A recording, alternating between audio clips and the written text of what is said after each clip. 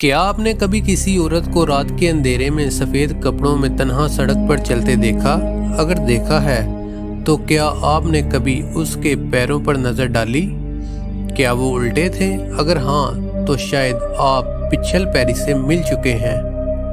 آج اس ویڈیو میں ہم آپ کو سنائیں گے پچھل پیری کی اصل حقیقت، اس سے جڑے عقائد اور ایک سچی کہانی جس نے ایک گاؤں کو ہلا کر رکھ دیا۔ پچھل پیری کا مطلب ہے وہ عورت جس کے پاؤں الٹے ہوتے ہیں۔ بعض علاقوں میں اسے جنات کی ایک قسم سمجھا جاتا ہے، جبکہ کچھ لوگ کہتے ہیں کہ یہ ان عورتوں کی روح ہوتی ہے جن کی موت دردناک حالات میں ہوئی ہوتی ہے اور وہ بدلہ لینے کے لیے دنیا میں بھٹکتی رہتی ہیں۔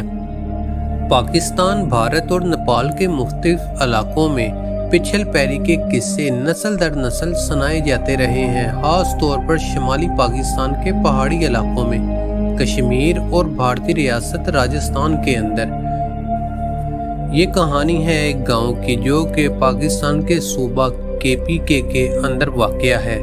ایک نوجوان لڑکا فیصل ہر روز صبح اسکول جانے کے لیے ایک سنسان راستے سے گزرتا تھا۔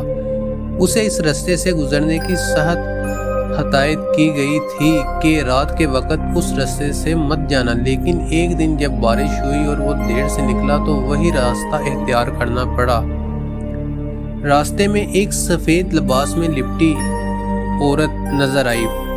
فیصل نے اسے سلام کیا۔ عورت نے مسکرا کر کہا، بیٹا مجھے تھوڑا سا آگے چھوڑ دو، میں بیمار ہوں۔ فیصل نے ہچکچاتے ہوئے اجازت دے دی۔ وہ عورت پیچھے بیٹھی رہی۔ جیسے جیسے وہ ایک پرانے درخت کے قریب پہنچے، عورت نے کہا، یہیں روک دو۔ جب فیصل نے پیچھے مڑ کر دیکھا تو عورت غائب تھی، لیکن وہ نہیں جانتا تھا کہ اس کا پیچھا شروع ہو چکا ہے۔